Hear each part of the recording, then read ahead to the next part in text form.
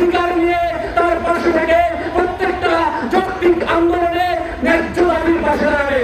আপনারা জানেন আমাদের মাঝে জাতীয় নাগরিক পার্টির সম্মানিত সদস্য সচিব উপস্থিত হয়েছেন। আপনারা যারা আজকে আমাদের নিবন্ধন জমা দেওয়ার লাস্ট ডেট, কিন্তু আমরা মনে করেছি আমাদের রাজনৈতিক কার্যক্রম যতটা গুরুত্বপূর্ণ সমানভাবে গুরুত্বপূর্ণ হচ্ছে আপনাদের শিক্ষকদের অধিকার নিয়ে আমাদের কথা বলা।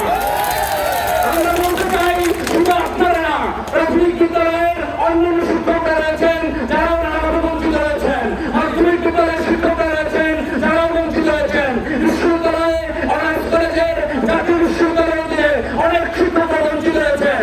আমরা সরকারকে স্পষ্ট হুঁশিয়ারি দিয়ে বলতে চাই আপনারা শিক্ষকদের সমস্যাগুলো অতি দ্রুত সময়ের মধ্যে আন্তরিকভাবে বিবেচনা করবেন। যদি আন্তরিকভাবে সরকার আমাদের এই শিক্ষকদের মেহনতি মানুষের দাবিগুলো বিবেচনা না করেন, আমরা সকল শ্রেণীর শিক্ষকদের একসাথে নিয়ে শহীদ মিনার থেকে আমরা এই ব্যবস্থার বিরুদ্ধে আমরা একসাথে আন্দোলন ঘোষণা করি। আমরা প্রত্যেকটা শিক্ষকের ন্যায্য হিসাবে আমরা একাত্মতা ঘোষণা করছি। একই সাথে বলতে চাই আপনারা যে বেতন পাচ্ছেন সেটি নিয়মিত সরকার কালবাহানা যাচ্ছে, কিন্তু সরকারের উচিত এই বেতনকে বাড়িয়ে প্রত্যেকটা শিক্ষককে অন্তত নবম গ্রেডের বেতন উত্তীর্ণ করা।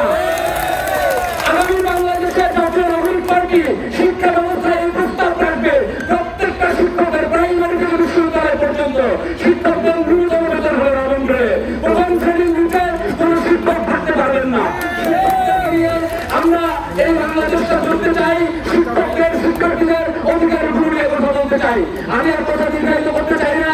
আমি বলতে চাই আপনারা মাঠে থাকবেন, আপনাদের ন্যায্য দাবি পক্ষে কথা বলবেন, কিন্তু আপনারা শান্তিপূর্ণ আন্দোলন চালিয়ে যাবেন। আপনারা সরকারকে বোঝানোর চেষ্টা করবেন, কিন্তু সরকার যদি বুঝতে ব্যর্থ হয় আমরা সকল শ্রেণীর সকল দাবিদারকে নিয়ে একসাথে সরকারকে বাধ্য করবো, তাদের বুঝতে বাধ্য করবো ইনশাআল্লাহ।